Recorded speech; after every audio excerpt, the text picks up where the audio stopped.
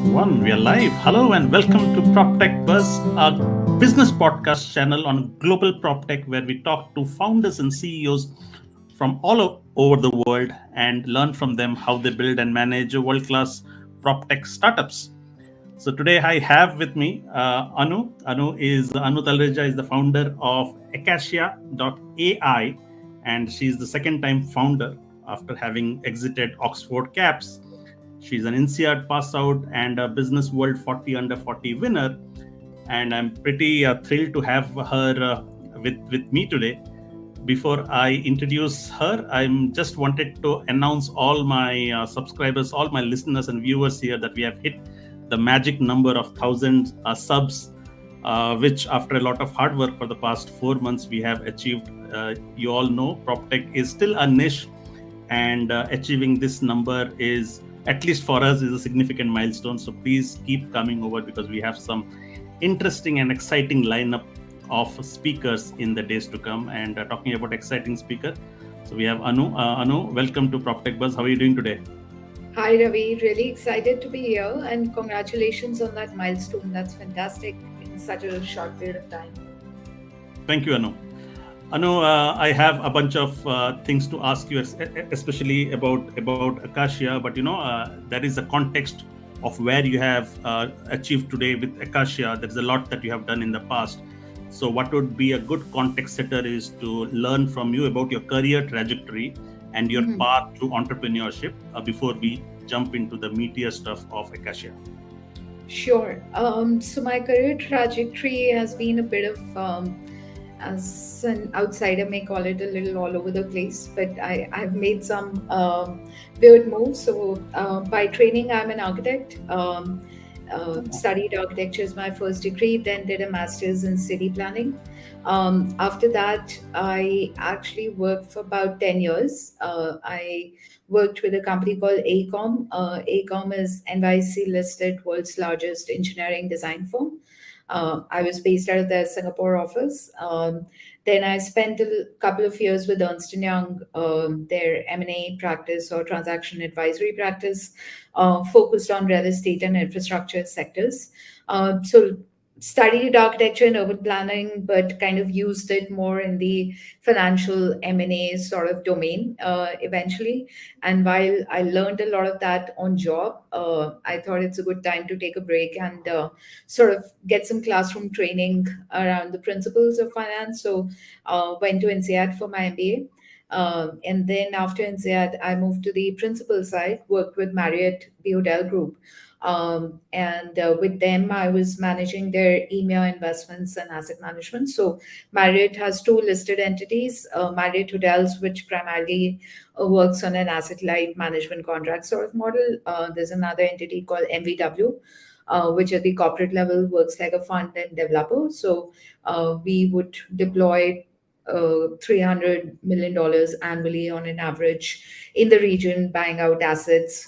I had a fantastic job, all fancy locations, Bali, Phuket, Gold Coast, Japan. We were buying hotels, building hotels, had to travel to all these locations for work. So, lovely job. But I guess after doing that a couple of years, I kind of, it was time for me to sort of do something different. I'm a Sindhi by background. If you know the Sindhi Indian community, we are known to be business people. So I guess that kind of had to come. So I quit my corporate career, took the entrepreneurial plunge. That's why Oxford Caps happened, and then now Acacia. Are is so Sindhi as a community, our business people I know, are women also becoming a strong facet to that community? Are they becoming more and more entrepreneurs? Now they are. Now they Right. are. Probably not my generation as much, but now they are for Excellent. sure.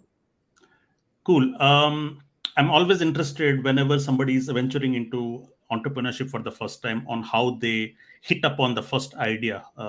It's always so confusing because there are opportunities everywhere. What is that one thing that you want to pick and invest a good chunk of your life? So how did Oxford Caps happen?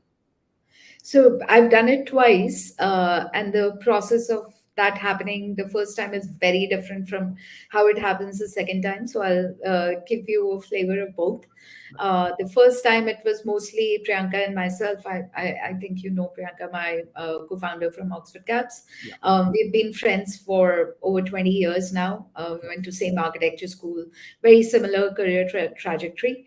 Priyanka and I, we basically met over Christmas of 2016, and we were both kind of bored of our day jobs, wanted to do a lot more. We were both growing at a very fast pace in our career, and both in real estate. So we started talking, and one thing led to another, and we just kind of ended up in student housing.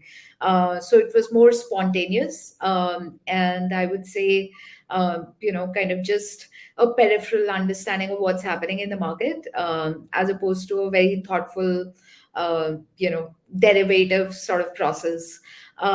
In the second go, I think you're way smarter, because you know what kind of road bumps, roadblocks you'll kind of face growing a company. So it's you're smarter, but that's not necessarily always the best thing. It slows you down in kind of taking a final call on what you want to do. But having said that, in the second, at the time when I was ideating Acacia, yeah, it was definitely more derivative. I had the idea, and then I invested some time into researching how you could build a scalable business around it.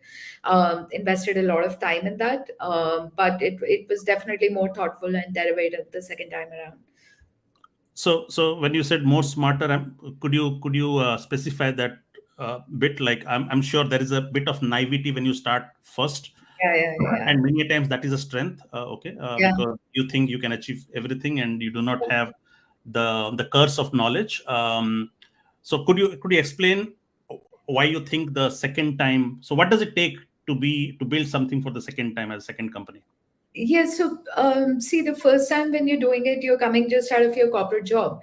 And typically, when you are in any corporate, you are a functional expert, right? Specifically, we were working in a specific industry. I was doing investments, asset management. Priyanka was doing transactions. So we were functional experts. We kind of knew a lot about real estate as an industry, but we've never built something ground up, right? So you don't know exactly what a 0 to 1 versus 1 to 100 and then 100 to 1,000 journey kind of looks like, Right. right? Once you have done it, like in our case, we had kind of built a company from 0 to almost 200 employees and $0 to $20 million in revenue.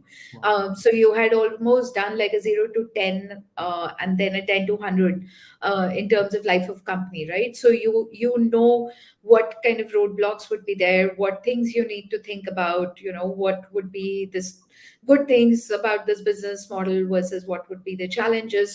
So your mind kind of works a little differently. You are now thinking about that space as a business and not just as an opportunity to capture, right?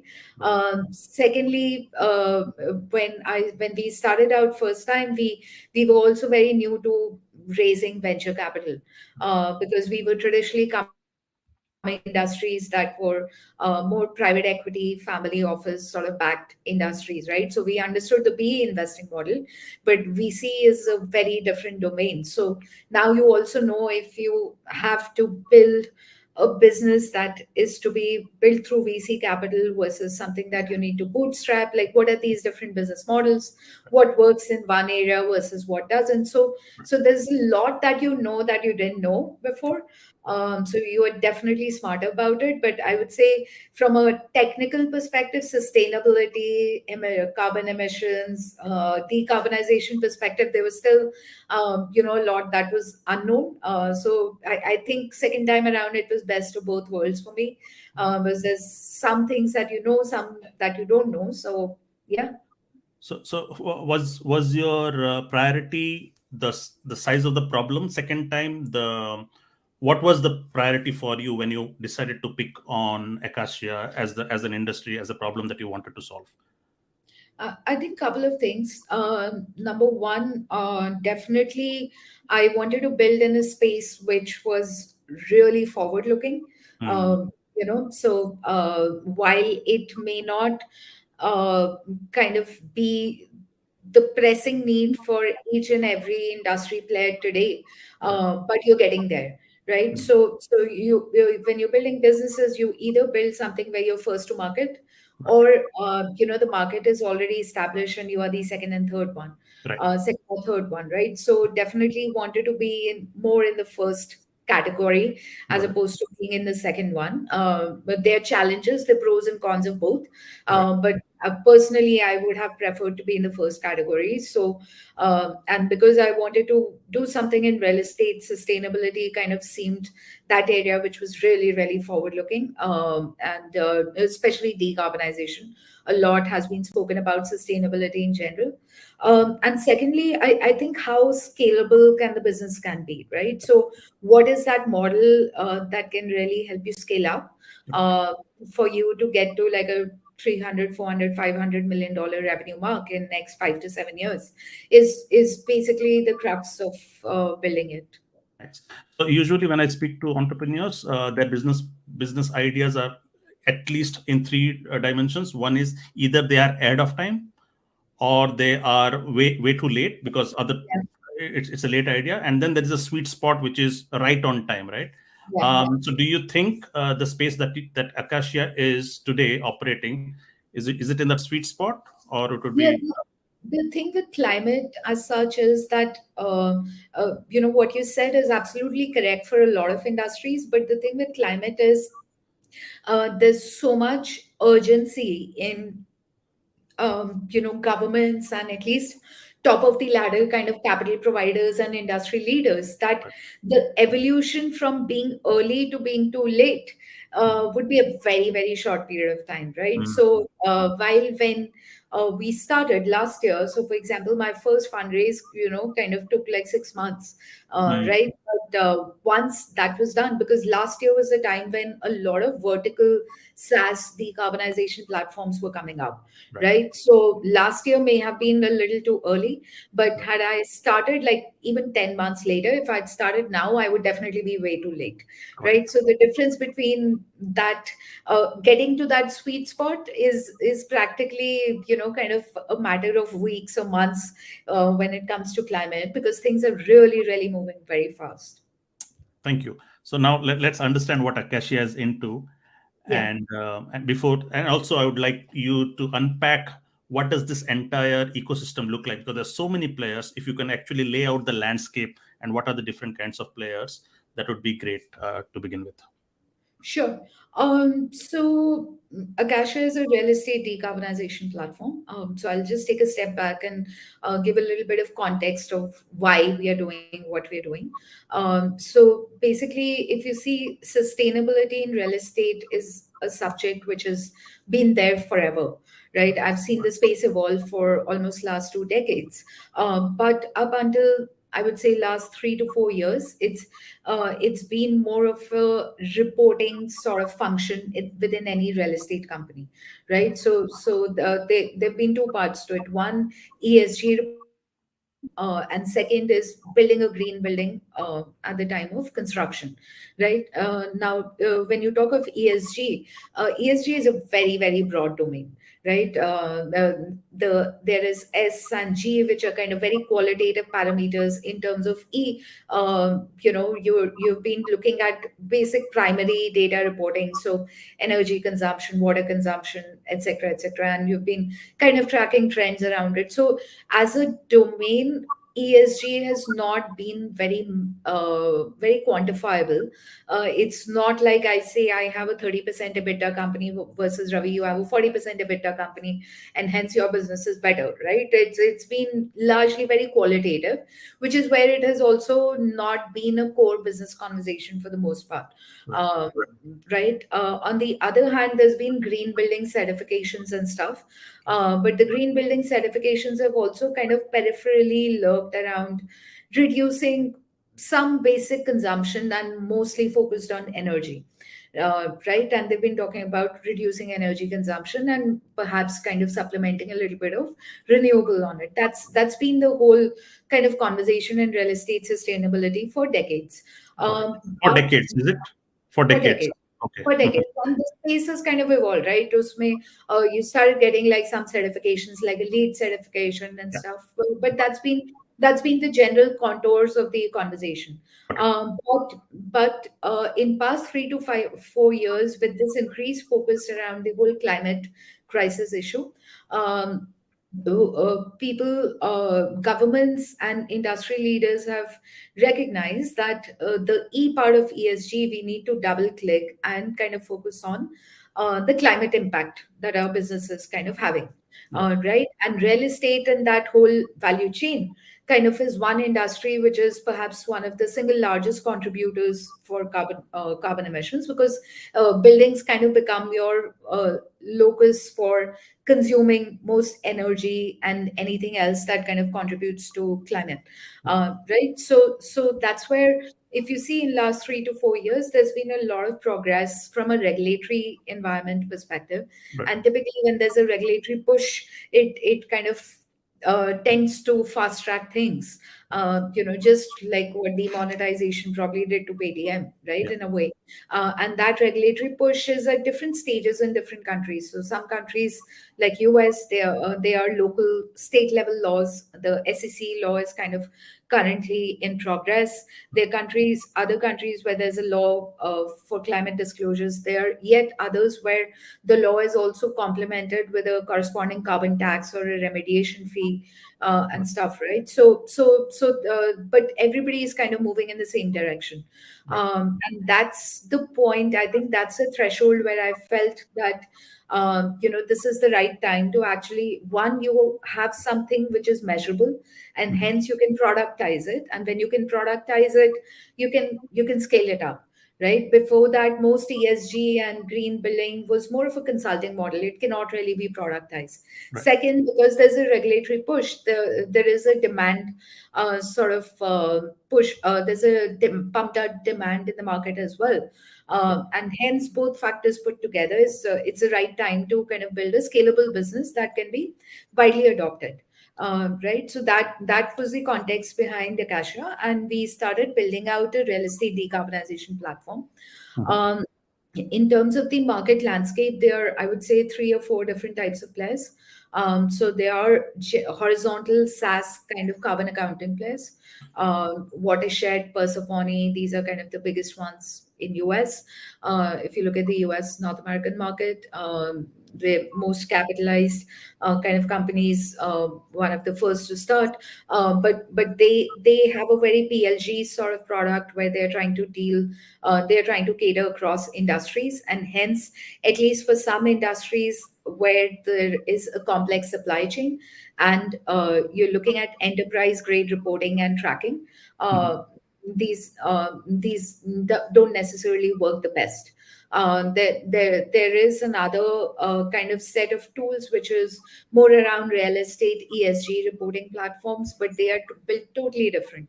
Carbon accounting, or GHG emission measurement, what we call, is a complex algorithm, and is way more, as a tool, it's way more complex than what you would typically do in an ESG reporting. And then subsequently, there's an actionable part to it as well, which is AI, which is decarbonization. So we basically set out to fill that gap, and we took a platform approach to say that, okay, we'll do your carbon emission measurement for real estate companies at Mhm. asset and the entity level, asset portfolio and entity level. And then we will have an AI enabled engine which kind of helps you set your net zero goals.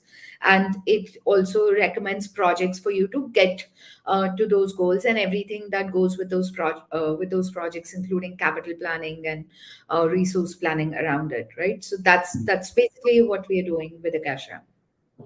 Got it. So just to summarize, so the kind of players that are there in this space are of two kinds. One is plain reporting, which has been there for a decade or more.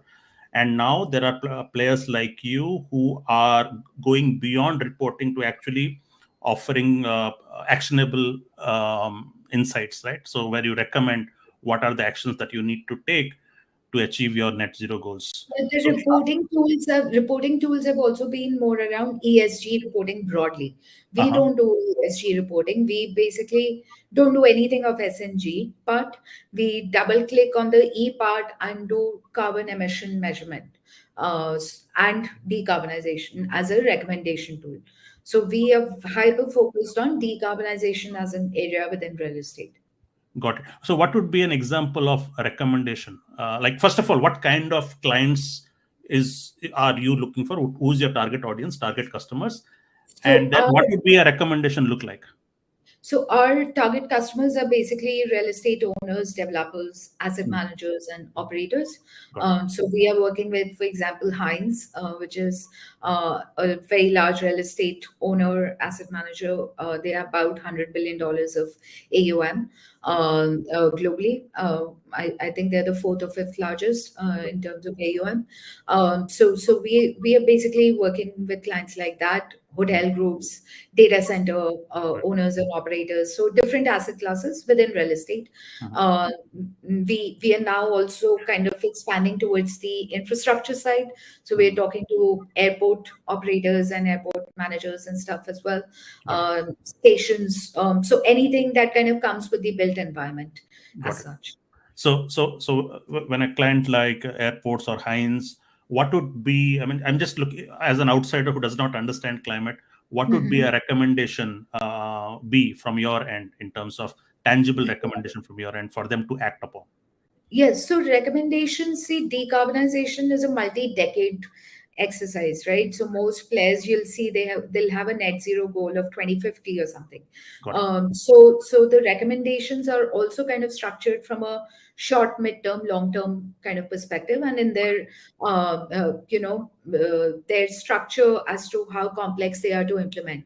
So Got it. it goes from simply as simple as buying carbon offsets or RECs, which are renewable energy certificates, or investing in carbon removal projects where we have marketplace integrations and a host of certified projects that they can invest in, to actual long-term retrofit solutions of new type of building materials and everything that comes in between, right? So in between could be you switch part of your electricity to renewable, do some on-site generation, buy some off-site, change different machinery and equipment, installation of heat pumps, for example. So different IoT devices for optimization. So anything that comes between as quick as buying offsets to actually doing retrofitting in your building, anything that comes in between is basically, kind of will figure as a retrofit, as a decarbonization solution. Got it. So customers like you, they have they usually publicly announce their net zero goals. Okay, so now they have to stick to those commitments. So do they sign up with partners like you to achieve these goals? Is that how it works? Like they look from you? So there is a central body globally, SBTI, Science Based Target Initiative. Mhm. So customers typically across industries, they sign a net zero pledge with SBTI, and when they sign that pledge, they also have to give them a decarbonization pathway, and then report their progress on an annual basis with Got that. it. So we basically work with SBTI, within the SBTI framework.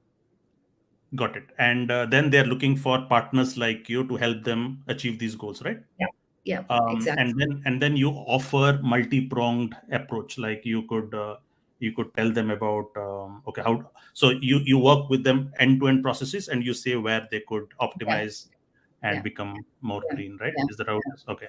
Yeah, so uh, not only our engine tells them how they can optimize with that project, we mhm. also have like two to three for each project. We have vendor tie-ups, I see. right? So we'll kind of suggest vendors that can help them execute those as well.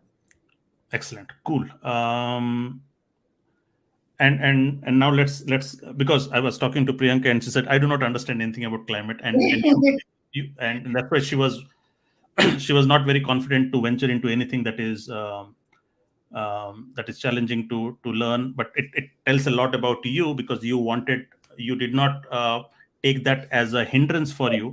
So You saw that as an opportunity. to her benefit, I think both of us individually are uh, we are very different people. Mm, She's an excellent operator, mm, right? So she would be a fantastic fit to something which is more operationally intensive. got it. That's really not my cup of tea. I am kind of more technically sound, and I like to play around with concepts. So Mm, so that's one. Secondly, her experience in real estate has been highly transaction focused. Whereas mm, if you look at my background, I've kind of moved from engineering companies to investments, asset management, which is a lot of operations as well. So I've kind of done a little bit of everything within real estate.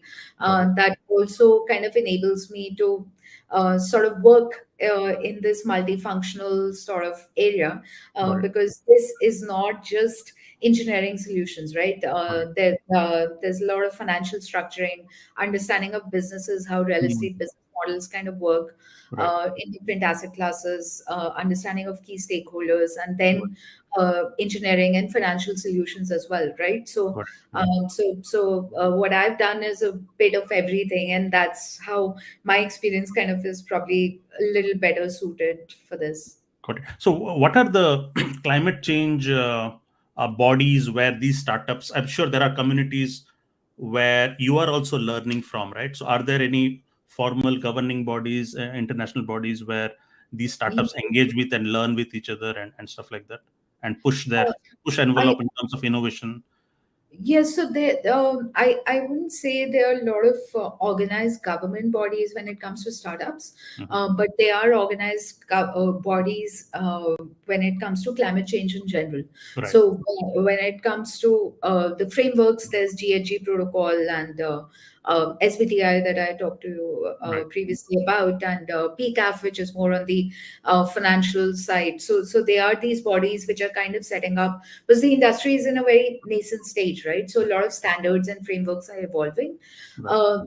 In addition to that, there are some industry specific bodies. So GRESP, we are a GRESP partner. We are the only product company from Asia to be the GRESP partner, data partner.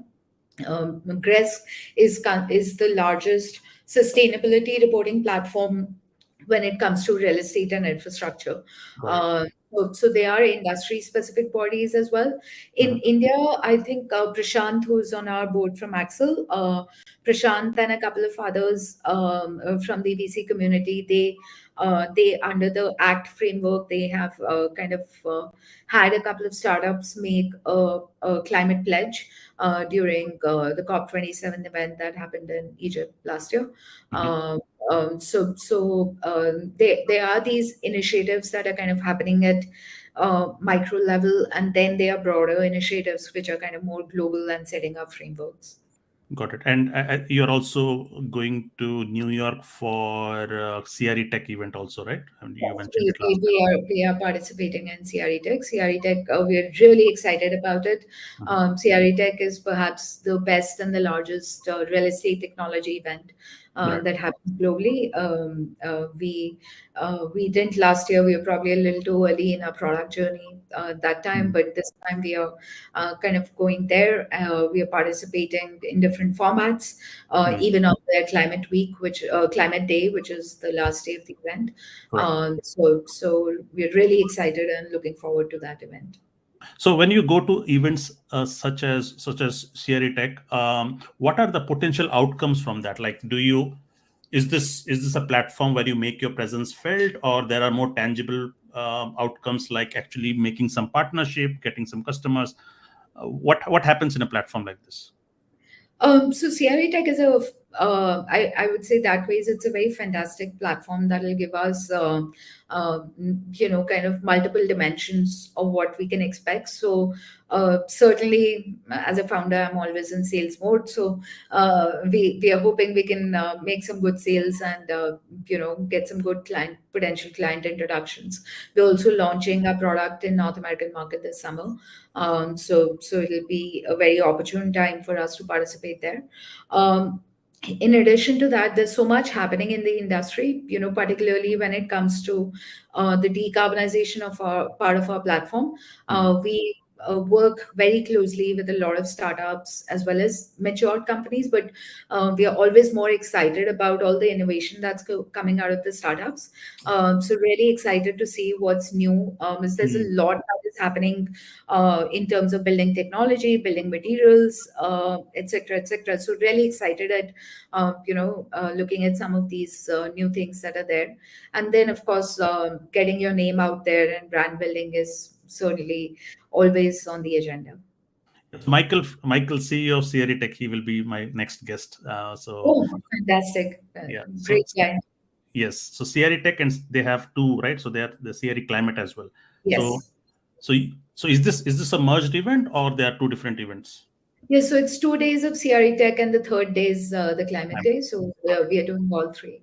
Got it. So you mentioned about your platform not being ready last year, and today it's ready. What stage of the platform is today, and what is your future vision? What does the roadmap look like in the next year or so? Yes, so we pretty much are out in the market. Our clients are using the platform. So we are deployed to over 20 million square feet of commercial assets across asset classes, actually. So now the platform is really up and running. We also have good feedback coming from clients on a regular basis. So we're pretty much ready. But of course, as with any SaaS product, we would continue kind of adding, enhancing our platform from both feature perspective as well as experience perspective. So that is an ongoing exercise that will keep happening. But we are out in the market and clients are using it, and we've been getting really good feedback about it. Got it. So benefit of other founders who are building a SaaS product, and they are quite new in the platform. How do you what is the kind of conversation that you have with your early customers? Because in all likelihood, you are still not mature. Okay, there are some prominent players already. So what is it that what is your value proposition to your initial customers, that they go ahead and take a bet and sign up for your product into Hmm. their processes? Like how does those conversation look like, Hmm. especially So in a is as strategic space like yours? Hmm. Yeah. See, you're right. Product always has a maturity journey. Right. Facebook got to where they are after decades. So, Right. so your early customers, it actually varies from what SaaS you're building, right? Hmm. So it goes back to a first point. Are you the second or third in the market? Or you are, kind of one of the early movers in the market, right? Right. So in our case, while they are players who are peripherally doing components of what we're doing, Hmm. we are amongst one of the first to kind of put everything together, Hmm. and put a lot of other missing pieces together and have a platform approach to it, Got it. right? So that conversation is very different from, let's say, if I was developing a finance accounting tool and going and replacing SAP, for example, right? So Right. there are two very, very different conversations. So in our case, the conversation, and then again, it depends on the kind of SaaS that you have. Is it like when Salesforce perhaps started first selling? Are you kind of doing that process offline? Is there a process that offline that is kind of laid out, Right. and your platform kind of plugs in and moves that, digitizes and automates that process? Are you that SaaS? Right. Or in our case, as I said, a lot of things are fast track, right? Most of our clients are actually doing, or rather, a lot of our clients are actually conducting a carbon emission measurement exercise for the first time, at least in Asia, Right. right? And some who have been doing it at a very broad level, Hmm. and they are getting down to a granular level, and then the aspects of decarbonization and SBTI goals for the first time with us. At least 50% of our clients are like that, Right. right? So with them, the conversation is very different, as opposed to somebody who's been doing the process in an offline manner and wants to now automate it. Right. That's two very different conversations. In first one, they are kind of doing the exercise for the first time. So the conversation is more around whether you are the technically sound platform. Right. Automation is kind of a cherry on the top. Right. In the second conversation, it's all around automation and how you can help them be Right. more productive and reduce man hours, get in more transparency, etc., etc. Right? So not all SaaS is equal. Again, depends on what you're building and what the product is really. Right. And with respect to pricing, and this is a very generic question for early founders. When your product is an MVP and you got some customers who are invested in you because it solves a crucial problem for them. Over time, your feature gets richer. So, are you allowed to increase your prices substantially in the due course of time? Is that how it is, or because when you're early on, you want that customer to sign up for an X Yeah, price, but yeah. you know Yeah. that now your product is far beyond what it was early on. So, are you allowed to make those changes? Yeah, so again, that's it's one of those tricky things. Pricing, takes a couple of years to sort of nail. Hmm. Even before you start thinking of the increment of pricing when you become more feature rich Right. or mature, I think fundamentally, what is that pricing? What is Hmm. that price point, right? Right. So price discovery, and then price escalation and Hmm. stuff. Again, I would say there's no one size fits Hmm. all. Hmm. We are also in kind of that discovery phase still, Hmm. right? But it really depends on the market that you are in, what Hmm. kind of competitive landscape you have, and how much your MVP is going to actually make their lives easy, Right. right? Is it something that is going to be a revenue generator for them, or is it going to Hmm. save cost, or is it just kind of helping them digitize with digital adoption and stuff? So really depends on a lot of factors. There's Yeah, no. but for you, what is the value that your platform would offer? Is it towards optimizing towards that net zero goals, or towards actually helping them get green in terms of revenues? Like, what? How do you optimize? How do you measure the success of your client? So I would say we would, to begin with, kind of fall initially in more of the cost optimization Got it. bracket, because one, we are saving on manpower cost. We are bringing in more or as opposed to internal manpower. If you were going to consultants, then of course we, as a tool, with things automated, we are way more economical. Right. But as we kind of move along, and as the industry also matures, your decarbonization goals and your decarbonization progress can actually be a very strong driver to be able to attract, for real estate guys, to be able to attract like the best tenants, and hence get like a revenue push, to be able to attract cheaper form of capital. Hmm. So a lot of it will kind of fall in place as a revenue or a top line enhancer as the industry matures. Today, we fall more in the cost optimization kind of bracket as Got such. it. Thank you. Let's talk about fundraise. Is this right to say that climate tech startups are the hottest sector today? Like, I mean, you get it easy. You just have to say that you're working on climate tech, and then investors are rushing. I wish it was that easy. So uh, I am that way is a very grounded founder. I don't believe in these market kind of trends. We started building it when climate wasn't hot, uh, Hmm. right? So, and we were there were a lot of potential investors who um, took the liberty to define different directions to our business, but we kind of stayed true to what we believed in and what we initially set out to do. And Could, today could you we, could you double down on that one, because this is interesting. So there are investors who would prepare roadmap for you, is it?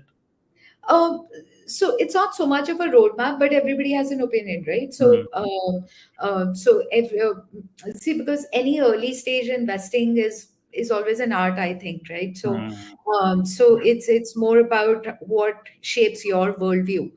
So a lot of potential investors may not kind of have a deep understanding of real estate industry, for example, right?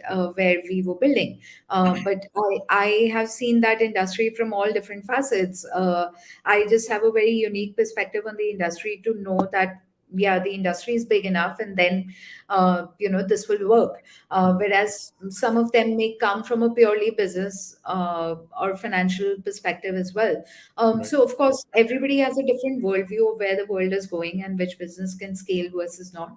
No, So but do they understand this? But like, are these investors from climate tech industry? Like, do they understand this industry, or these are neutral to the industry, a mix, or a mix? Okay. a mix, right? Mm. But then again, see, climate is a very very broad domain, right? So Mm. somebody who is doing EV. Mm. Got it. Yeah. To somebody who's making green cement or a cement alternative, Got it. to Yeah. somebody who's doing a SaaS platform, to somebody who's doing like carbon removal technology, Or carbon somebody trading. who Yeah. Mm. carbon trading, Mm. somebody who's doing like ocean, carbon. Trading. Yeah.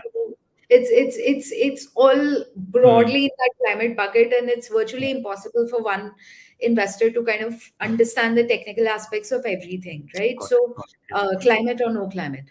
Got it. Right, and all of them are like really PhD subjects in and of themselves, right? Mm. So, Mm. so it's also not fair to have that expectation that somebody would kind of understand all different baskets. Right. I think eventually that's why early stage investing is mostly bet on the founder and kind of thesis, and founder market fit kind of plays a big role. Right. Yeah. So I was saying you're talking about how easy it is to get Mm. investment in climate. So I don't think um, it's it's ever, at least in my experience, I have not seen that people are just waiting to kind of throw checks.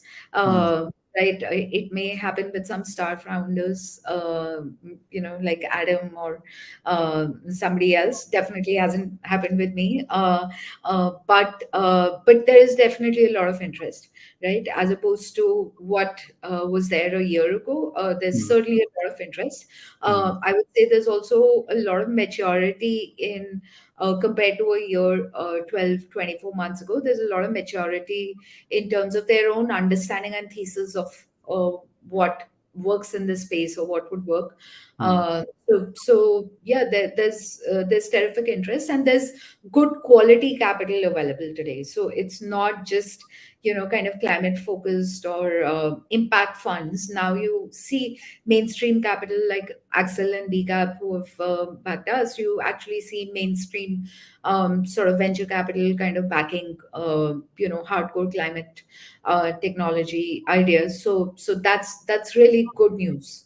What could you explain? What does good quality funding mean? So what I meant good quality was that your top of the funnel, kind of the best venture VCs Got it. are now kind of looking at VCs or private equities, sovereign funds. They're all kind of looking at climate as a space, right? It's an area of interest, and they're looking wide, right? So Temasek, for example, has started climate focused early stage venture fund, right? Right. So similarly, there's a lot of good LPs kind of investing in climate focused funds. There are a lot of good VCs who have raised climate focused funds. So now even VCs have started understanding, or the investor community in general has started understanding that this is, yes, an area of focus. Mm. It is going to be technologically intensive, Right. but and it is going to have a different sort of risk return, sort of metrics. Mm. Uh, so you actually see that mainstream capital kind of coming in there, Got it. and not just capital. I think a decent level of understanding as well. Got it. So, for you, how did you prepare yourself for the investor? Because I assume the first question would be, okay, how are you relevant to this industry? Of course, you are a 2x founder, but your last company had got nothing to do with climate. Like, what are those hurdles that you had to cross, and what did you do to prepare yourself to make yourself attractive to some of these investors? Like what? Uh, I think basically just sort of having a very solid understanding of what you're going to do. Hmm. Uh, number one, a very precise understanding, right? And then how that differentiates exactly is different from XYZ that's there in the market. Or Correct. even if you're not differentiated enough, then is your GTM, sort of different, right? In our case, Mm, the product was differentiated, but if you aren't, then is your GTM kind of differentiated? mm, Or you have some unique insight that other people don't. mm, And then I would say, if you're a SaaS product, then having some early pilots kind of really validates. In our mm. case, we had three enterprise, really good kind of enterprise pilot clients who almost helped us co-build the product. So Yeah, that kind of gives you a lot of validity. got it. That validates your assumption a lot. Mm, And then, of course, it's a team. So just having the right team with different pieces of the puzzle, kind of fit in got it. to say that you'll be able to execute is what matters. So eventually, it's basically being crystal clear about your vision and being able to kind of transcribe that in a way that somebody who's not from that space understands. Correct. And having enough connection with your vision is what matters, I think, in such early stages. So did you raise it at the idea stage, or were you already building the product before you raised your first round? We were building, we were so actually, because our fundraise was almost a 6 months process. Mm, We kept the round open. We got a couple of angels and smaller checks, institutional checks, early on, and then we got in B capital, and then subsequently Axel in the same round. uh, so we actually, when we started, we went from being a pre-product to actually a product with almost a product with pilot clients, sort of thing. By the time we closed the round, so we went through that journey while we got were it. raising, and that'll be, I think, typical for anybody, because typically a round does take anywhere from 3 to 6 months to kind of close. Got it. Even if you get a term sheet very early on, it's a 2 to 3 months process to close, all said and done. Got it. And I've seen recently, lately, most of the VCs have mandatory proportion of their funds allotted to women founders or minority founders, or maybe to a certain sectoral. Like they also have pressures to ensure that a part of their portfolio goes to green tech technologies and stuff like that. So did you have this to your advantage? Like, does being a woman and entrepreneur have an advantage today to raise funds? um, See, the moment you're classified in a minority category, there's no way that can be advantageous, uh, But there is especially when but there is it's. there is minority funds today, which where everybody have to, especially the big VCs, have to adhere to that. They have to ensure that the portfolio is actually supporting the minority, including women. So you can have a founding team with a male CEO, a male COO, and probably one female in the mix, right? So you can Mm, have a mixed founding team. In our case, when we started out, we were three of us, and I'm the CEO, and I'm the majority shareholder. So that's very different from having like a mixed founding team with equally split kind of equity, right? So, mhm, so you if you have to just meet quotas, like with everything else, there are a lot of opportunities, right? So, I don't think that's necessarily to your advantage as such. Uh, but having said that, I also don't think that's the right lens to look at it. I mean, if I'm getting capital because I have a quota, then that's not going to go too long. I would mm, actually not want that capital. I would want that somebody believes in that idea and will back me. Because one of the major things that you need look with your capital providers is how long can they back me, right? This mm, is a space which is kind of going to evolve. They mm, can get me in. I can get foot in the door once to help them meet their quotas, not, I hope I haven't. But when it comes to the point of, participating in future rounds or continuing to back with the company, we see an investor company relationship is, a very, very long relationship. And you have to kind of look at it from that perspective. It cannot be a one-off event as Mhm. such. Yeah, but I would like to unpack this a bit more, because I'm not a woman myself, but I would like to know from your perspective, what is the ground truth today? Is it a fair play today? Is it purely democratic on the merit of the idea where funding is done, or are there still inherent biases against women founders getting a foot into the door just with the power of the idea? Um, so I would say that they there are certainly some biases in some part of the community, Mhm. but those biases are also a result of, what's happening in the world. There are very, very few women founders or women led companies that are there, right? So you basically don't have a lot of role models. So for somebody to kind of fit you in that position where you have to go through a lot of up and down and kind of stick with it and build the company and take it public in a 10 years sort of time frame, Mhm. you need to be able to see those role models, and then you start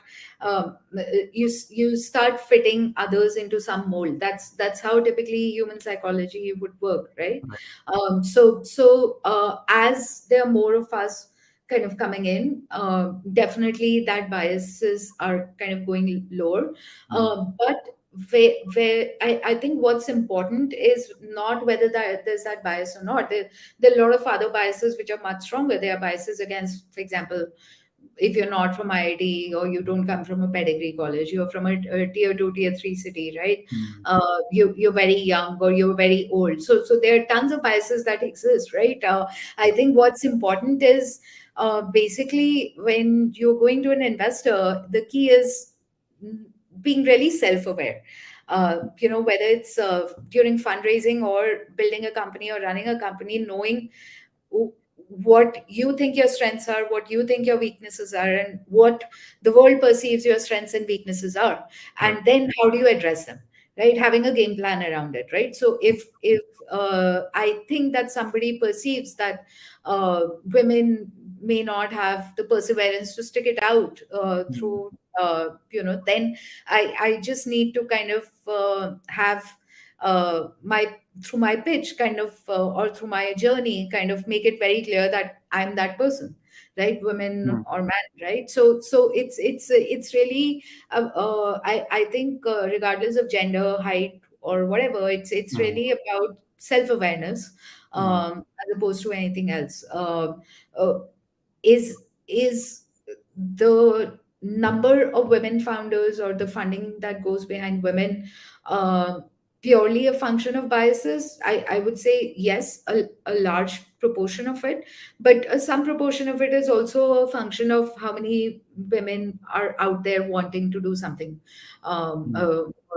to be founders, right? So it's a mix of both. Right. I wouldn't say biases are zero. They are way better than I'm a product of 80s, so they're way better for people born in 90s than it was for my generation.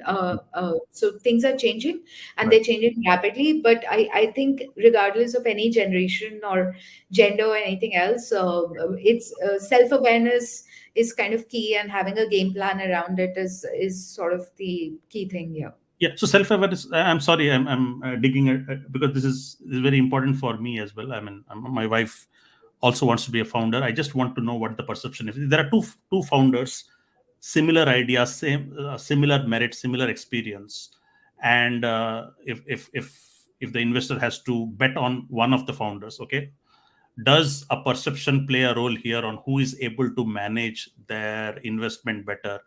Is there a perception somewhat? I mean, you can be politically right, but still let us know what the perception is overall today, that just by the power of the idea, there is absolutely no biases when they are backing a certain founder based on gender. So it's never the idea that gets funded, right? It's a whole package. And an important part of the package is basically perception and your likability or your belief in that person, right? At such an early stage where I don't have a product, I don't have customers, I don't have a team, I don't have anything, somebody has to really believe that one, and I'm saying I'll build something which nobody else has built sitting in India, and I'll sell it to large companies in US, right? Mm, Somebody basically, yeah, he has, the idea has to make sense. I should not sound completely insane, but essentially 90% of that is belief in the fact that I will be able to, one, build it, and I will be able to sell it. mm, And three, I'll be able to hire the team that can do both of these, right? So it's always perception. That belief is always perception, right? mm, Now, whether a particular investor will only gain confidence in a male versus a female, mm, that again depends a lot on their background. I don't mm. think all investors are like that. Got it. Some Okay. maybe, Mm, some maybe, and with those investors also, it's not necessary. It's just men, right? There could mm. be women also who are more biased and have more confidence in men, right? It Got goes both ways. it. So belief is always a perception. Right. So it eventually boils down to who are the investors. It's no more a society where you can say 100% of investors are going to go with one right answer, right? Mm, And that right answer is a particular gender. I don't think we are in that place in those dark ages anymore. mm, Uh, for sure, we've had like fantastic entrepreneurs like Faguni kind of show really what it means to build a solid company and take it public. So we mm. have great examples, not just in India, anywhere else in the world. So we have solid examples both on the founders side as well as investors side, Mm, right? So I don't think we are in those dark ages anymore. It kind of eventually boils down to person, but person to person is also not just gender; it's a lot of other factors as well. right. Um, th- just doubling down on not on the woman entrepreneur, not on the investment side. What does it take? Because building a startup is hard, right? It's so taxing. It takes everything away, and there are women, especially in their 40s, or when they're married, they have kids, their families. And I still remember a very nice, insightful interview by Indra Nui when she said, "Women cannot have it all." Okay, and their biological clock and their career clock are in complete contrast with with Yeah. itself. Okay, there are the demands from the family is also increasing. And I was talking to Priyanka just day before yesterday, because I have a founder, male founder, and he is a father of 2-year old, and I do not have a kid, so I can go all in, but I get sometimes annoyed how much of his capacity is pulled to his family's needs. For a woman, it becomes the problem just multiplies, right? And I know Anu, Priyanka told me that you do not have a kid, but I'm sure you interact with other women founders. So tell me, what does it take for a woman founder to actually build startups, especially the gender roles in traditional Indian families? Okay, are there's more demand from them. So can you break this down on the pressures of woman founder to build successful startups along with their other household responsibilities? I think you basically have to be a superwoman. I don't know how those women do it. I think it's always a combination of a superwoman and a superman of a husband kind of coming together because they're definitely one. Regardless of traditionally what's viewed as gender roles, you cannot do it alone. We often underestimate the power of a good partner. Uh, Mm, on the other side and give too much credit to women. I think if you're a women founder, your male partner who may or may not be a co-founder with you um, i- is also deserves a lot of merit, mm, right? Because he's kind of supporting you. And oftentimes probably going against a lot of traditional societal values and doing that, right? So it's always a combination of two that kind of happens. But how they do it, I think with a lot of support from the family, and women are generally, I feel, um better multitaskers. I think you would agree with me. We kind of can do a lot of things together and manage a lot of things together. So as long as you are smart enough to build an ecosystem of that support with you, Mm. I think you can manage. But having said that, I don't have kids, so I'm not the best person to answer this question. I think those women are super women. I can't imagine how they do that with Yeah. kids. So women, you are tagging them as superwoman, but when it comes to men who are running startups, they are not expected. They do not build successful companies with the guilt of not being able to balance it out with their household responsibilities. But for a woman, it comes with a certain amount of guilt if they are not being able to give time to their kids or to the family and the rest of the family. So it I always. I don't think that's a fair statement. I can tell you a lot of my male founder friends who don't get a lot of time with their kids, and they feel equally bad about it. Right? They travel like crazy and they feel equally bad about it. So I don't think, generally, yes, women may be expected to take a lot more of day to day accountability, but that's where I'm seeing that if you have both partners have to kind of work in tandem, and you need to have a solid ecosystem around it. Hmm. But having said that, I think women, we as creatures, we have that imposter syndrome kind of built in so badly, we feel guilty about everything, right? Hmm. So it's not just kids. If I'm not spending enough time with my parents or with my husband, I may feel guilty about it. I doubt my husband will feel guilty about that, right? So that's, I think, biological, and but yeah, I really don't know how these women with kids do it. I'm definitely not one of those super women. I find it difficult to manage even with my dog. So Cool. Just last two questions here. On do you have a co-founder with Acacia, or how does it? yeah, so we have a founding team. We have Piyush, who's our CTO. Hmm. Sumit joined us as a sustainability or climate lead, and we have Jagmohan, who's looking at our sales. Got it. So we have a founding team of co-founders with me. Yeah. Got it. So help me run through your process of building a founding team. Like what goes into building a founding team, and what's your process like? So first time, again, very different first and second time. I Hmm. think first time it was more of Priyanka and me coming together, saying that okay, we'll do something together, and we just started off, right. So Hmm. a lot of naivety. Second time, I think it was more deliberate and thought through. So I kind of started working on the idea, and Jamon had started working with me very early on. He was a hustler. He had worked with me very closely at Oxford Cabs, so he had been working with me very early on. And then I kind of looked at what are these missing pieces that I need to fill in, technology and climate kind of being the key ones. Hmm. And I set out to kind of really look for people with those experiences and skill sets. Hmm. But having said that, still a very founder led kind of mindset, right? And that's how the team was constructed as opposed to coming together.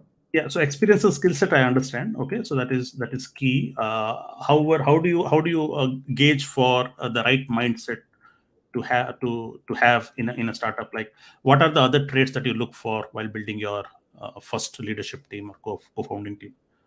So in my case, I knew both of them, Piyush and Sumit, from a while, for Got a it. long, long time. Hmm. At least one of them had been a founder before, so Hmm. that's helpful. Right. So if you have had some entrepreneurial experience in the past, nothing can sort of beat that, That, yeah.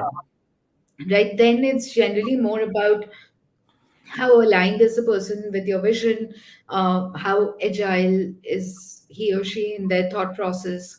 Hmm. Are they scared of failing, right? Hmm. So are they looking at it as another job where they'll also get some equity, or are they really, do they really have the perseverance to kind of stick it out when things get tough? Mm. Um, are they scared of failing? I think fear of failure is probably one of the biggest things that you need to weed out, because Mm.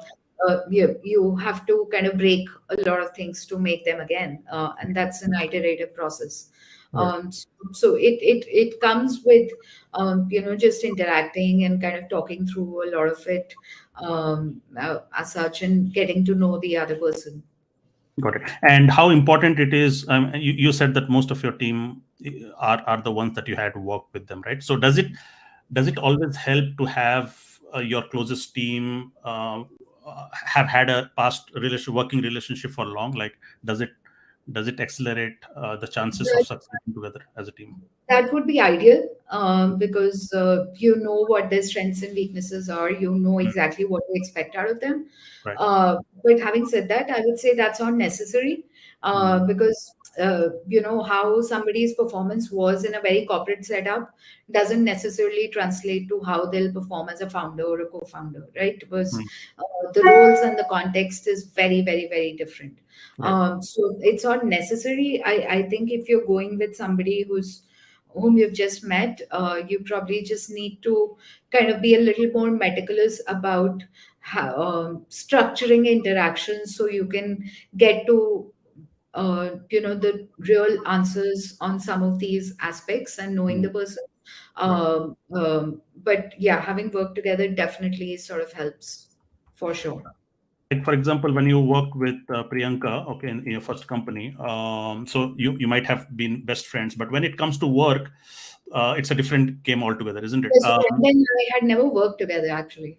Who?